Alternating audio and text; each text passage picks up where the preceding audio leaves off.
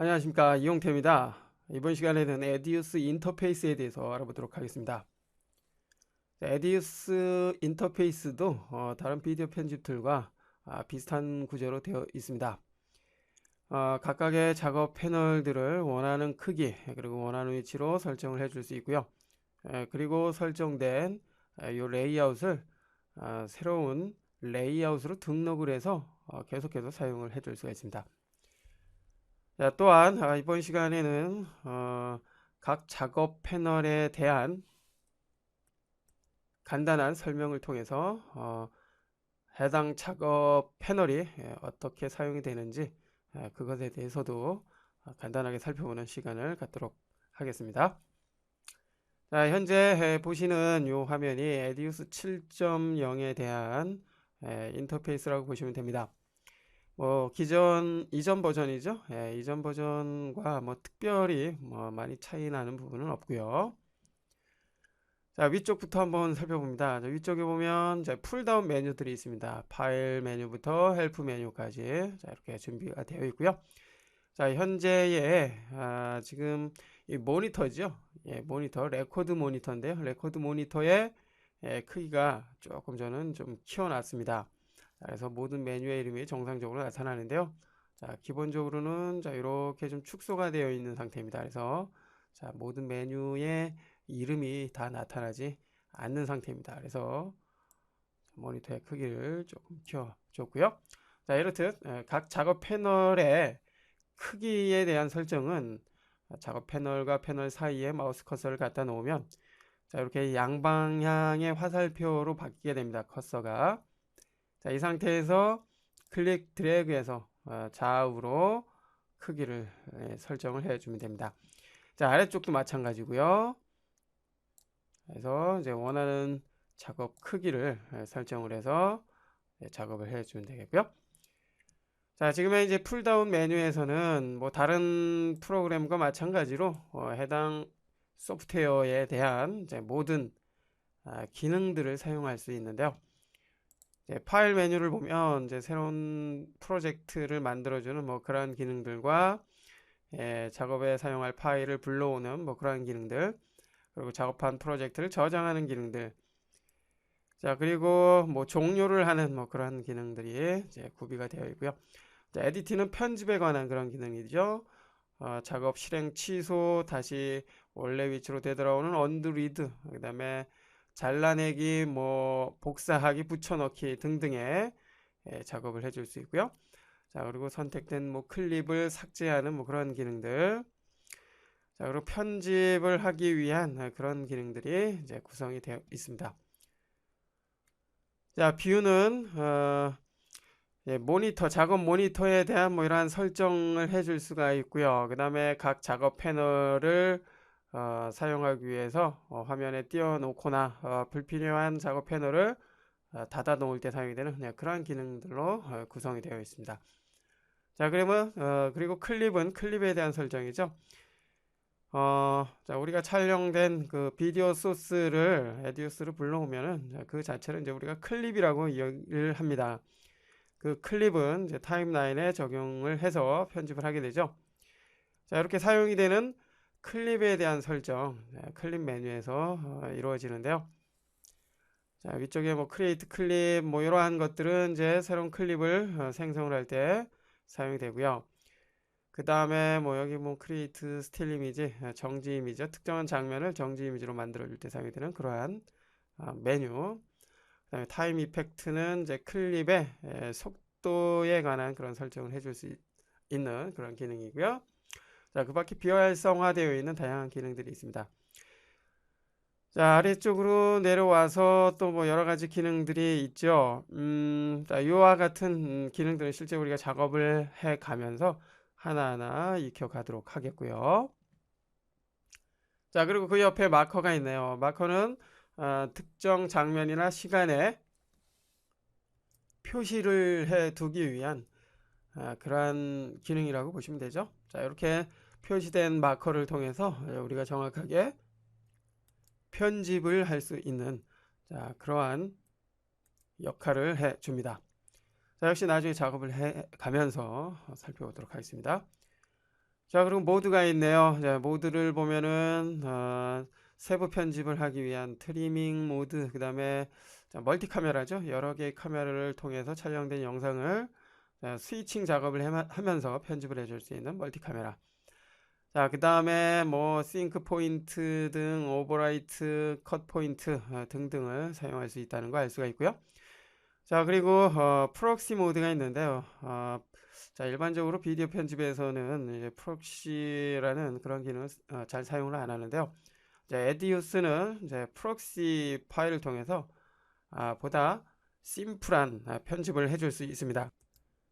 최근에는 비디오 파일들의 그 크기가 상당히 커져 있습니다.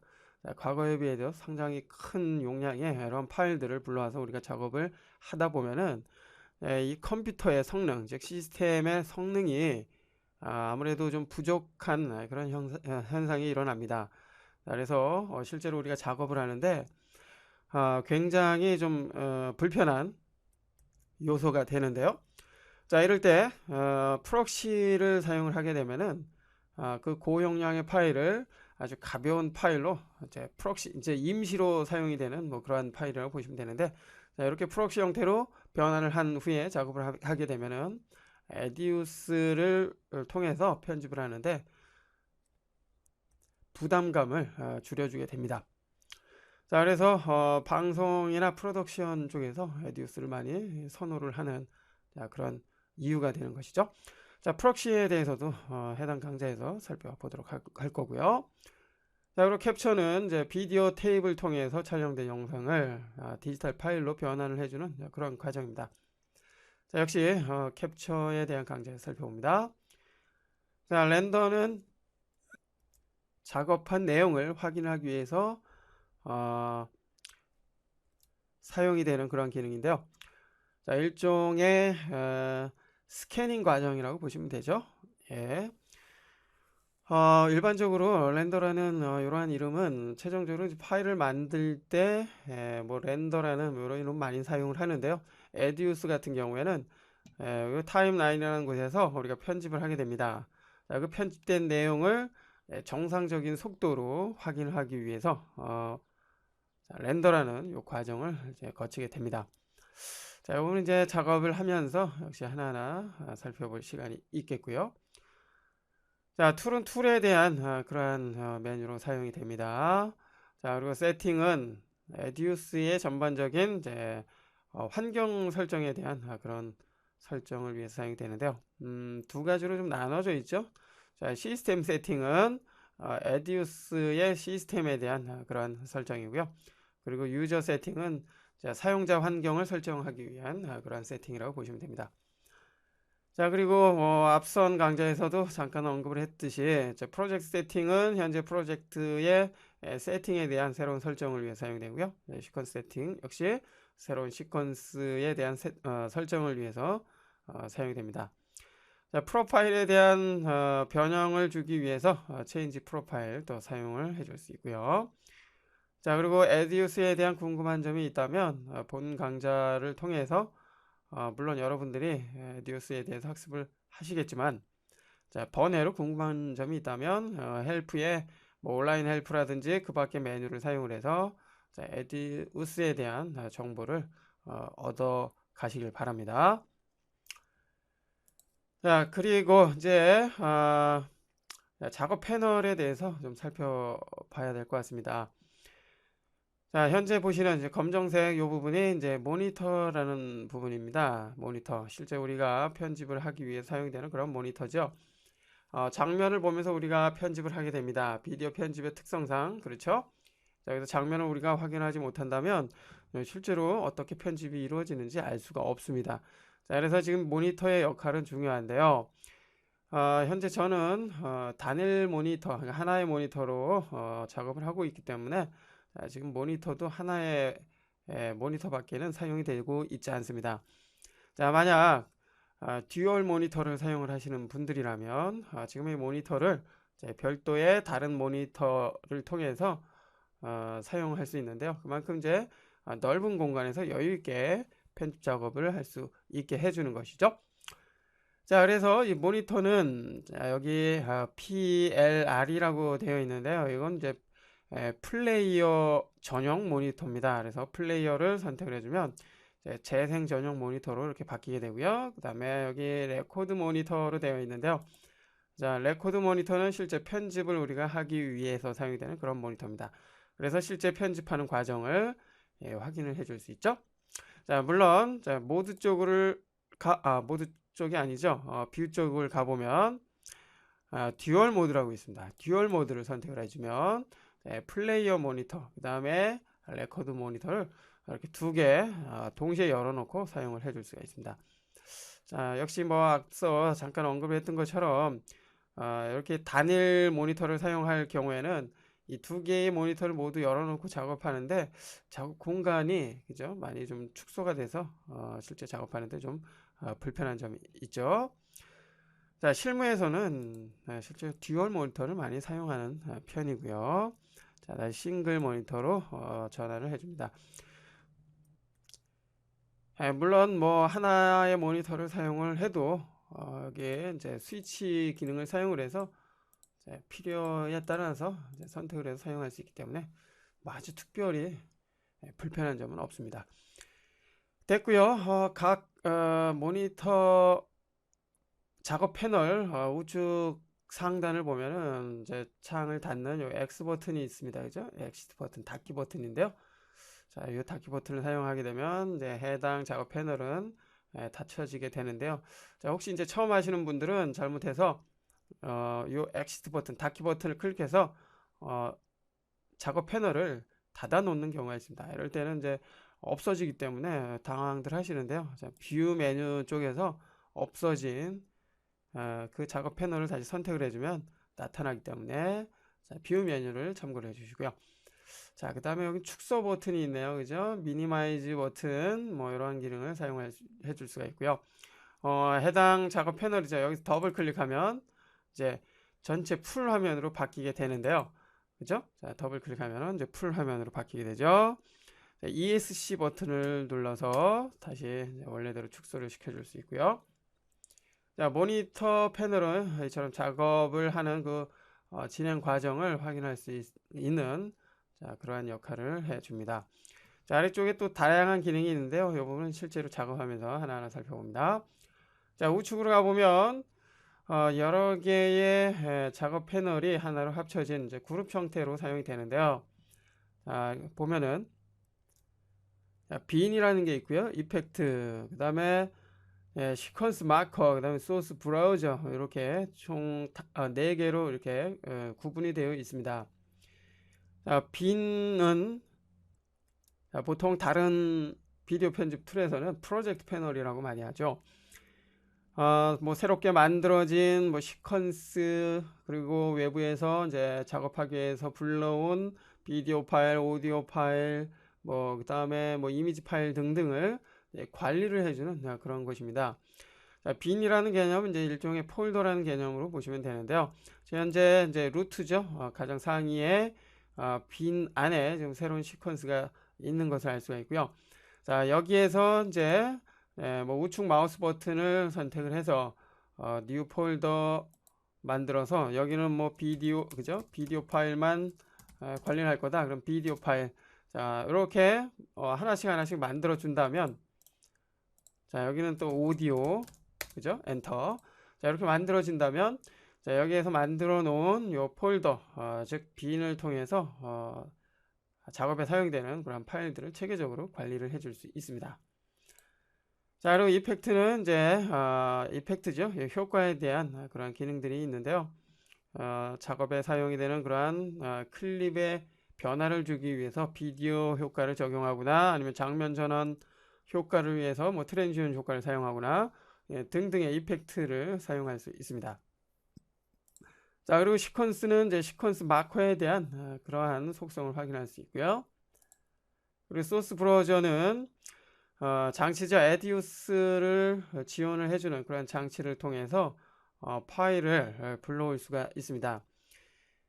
일반적으로 이제 하드디스크에 있는 파일을 가지고 우리가 편집을 하는 그러한 경우가 많지만 장비를 통해서 직접 파일을 끌어오는 그런 경우도 있습니다. 뭐 가령 뭐 디스크를 통해서 촬영이 된 그러한 촬영 소스를 에듀스를 통해서 직접 작업을 하는 그런 경우도 있는데요. 자, 그러한 경우에는 여기 해당이 되는 그런 장치를 통해서 파일을 불러올 수가 있습니다. 자, 가령 XDCam에서 촬영된 그러한 소스를 불러오고자 한다면 XDCam을 선택을 하게 되면은 현재 컴퓨터에 연결이 되어 있는 XDCam을 인식을 하게 됩니다.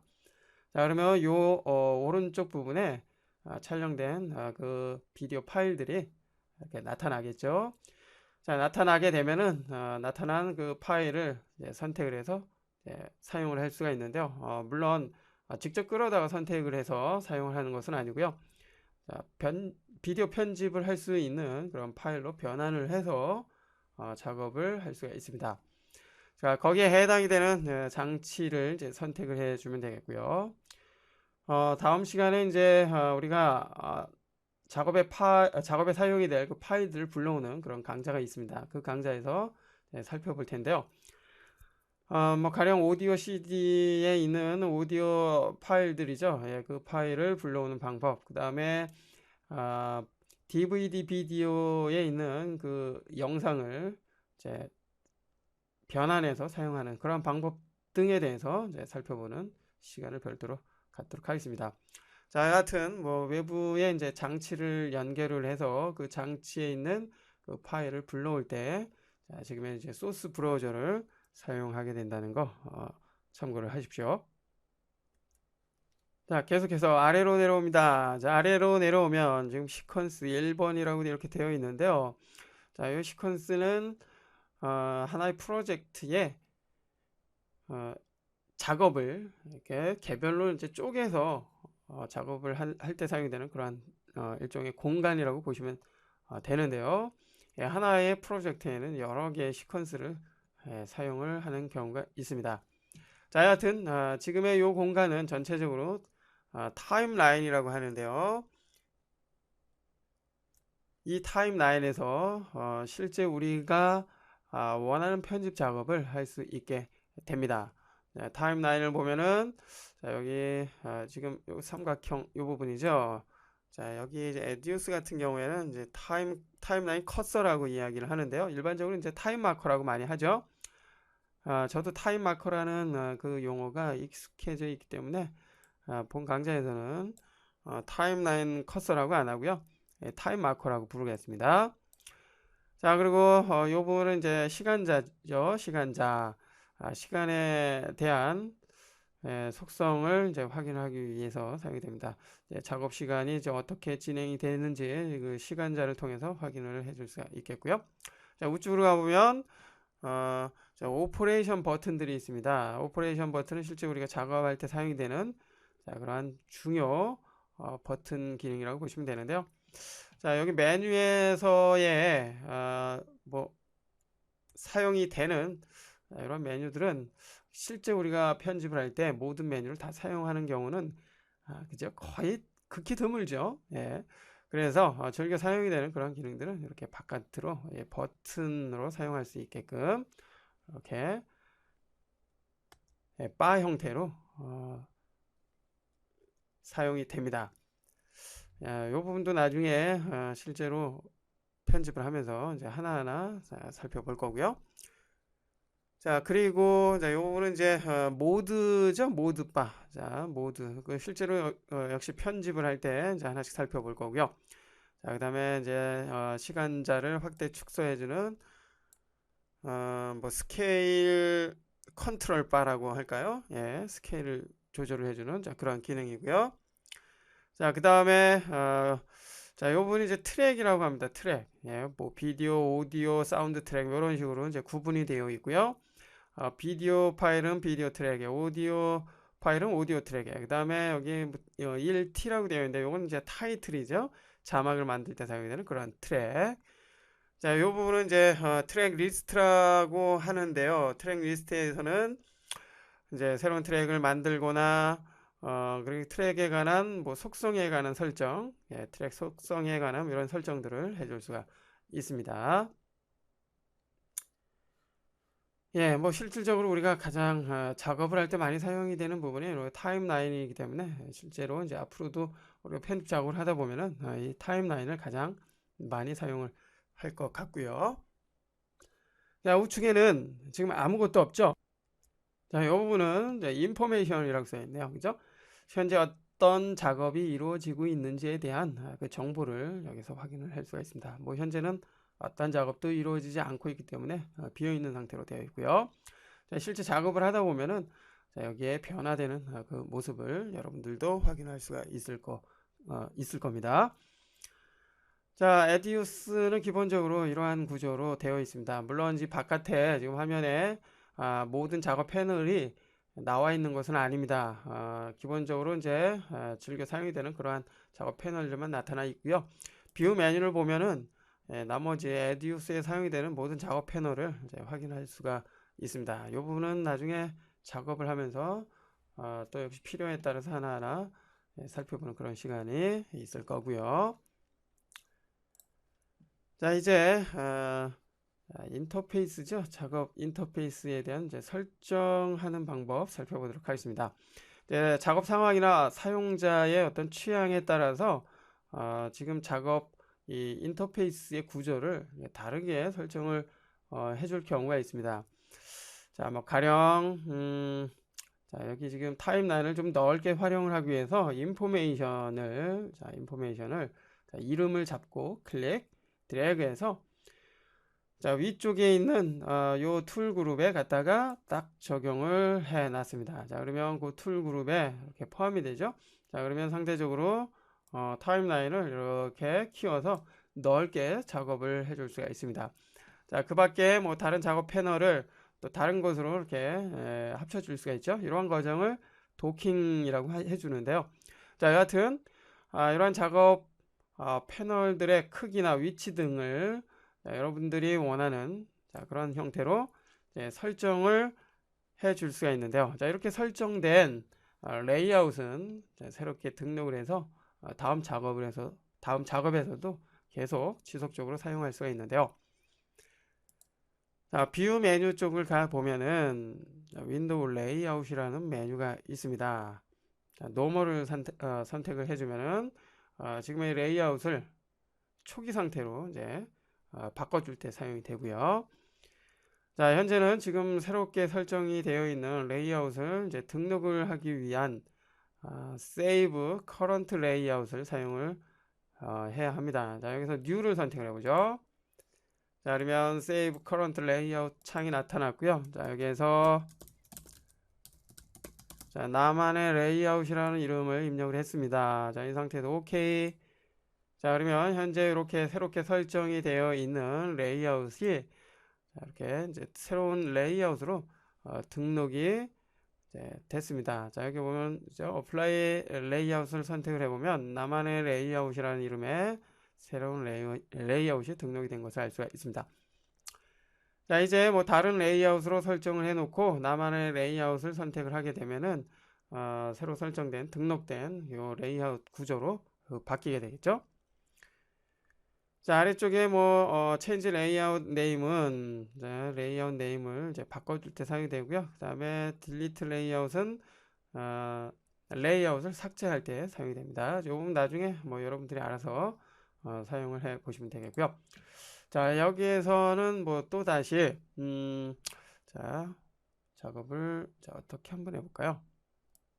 자, 요 타임라인은 좀 위쪽에다 갖다 놓고요. 그다음에 모니터는 좀 아래쪽에다 갖다 놓겠습니다. 됐죠? 자, 가끔 뭐 이러는 분도 계십니다. 그죠? 자, 이렇게 순서를 이렇게 또 바꿔줬습니다. 뭐 이런 식으로 또 레이아웃을 배치를 해줘도 되겠죠? 자, 여기에서 다시 뷰 메뉴로 가 봅니다. 자, 그 다음에 다시 윈도우 레이아웃 지금 설정된 레이아웃을 새로운 레이아웃으로 바꿔봅니다. 타임라인 위쪽 뭐 이런 식으로 해줬습니다. 그 다음에 OK 됐죠? 자, 현재 두 개의 레이아웃을 만들어 줬습니다. 자, 여기에서 이제 자, 사용할 이제 레이아웃을 이제 선택을 해가면서 사용을 해주면 되죠. 자, 이렇게 해주니까 자, 원래의 나만의 레이아웃 상태로 이렇게 바뀐 것을 알 수가 있고요. 자, 그리고 타임라인 위쪽을 선택을 해주면은 또 위쪽으로 이렇게 바뀌는 것을 알 수가 있습니다. 그렇죠? 자, 이런 식으로 작업에 즐겨 사용이 될 만한 그런 레이아웃을 여러 개 등록을 해 놓고요. 그때그때마다 이제 호출을 해서 사용을 해주면 되겠죠. 자, 이름을 바꿔주고자 했을 때는 또 change layout name을 사용을 해서 바꿔줄 수가 있겠고요. 자, 이번에는 자, 노멀을 사용을 해보겠습니다. 자, 노멀. 자, 노멀을 선택을 하니까 에디우스의 초기 상태죠. 예, 초기 레이아웃 상태로 이렇게 바뀐 것을 알 수가 있습니다. 자, 이렇듯 작업 레이아웃은 다양하게 설정을 해서 사용할 수 있다는 거 알 수가 있었고요. 작업 상황에 맞게 적절하게 이용을 해 주시면 됩니다. 자, 이번 시간에는 에디우스의 인터페이스에 대해서 살펴봤습니다. 각 작업 패널에 대한 설명 간단하게 살펴봤고요. 자, 그리고 작업 레이아웃을 설정을 해서 새롭게 등록을 하는 방법, 그리고 새롭게 등록된 레이아웃을 선택을 해주는 방법 등에 대해서 살펴봤습니다. 다음 시간부터는 이제 실질적인 작업을 위한 그러한 학습을 해볼 텐데요. 캡처하는 방법, 그리고 파일을 불러오는 그런 다양한 방법에 대해서 알아보는 시간을 갖도록 하겠습니다.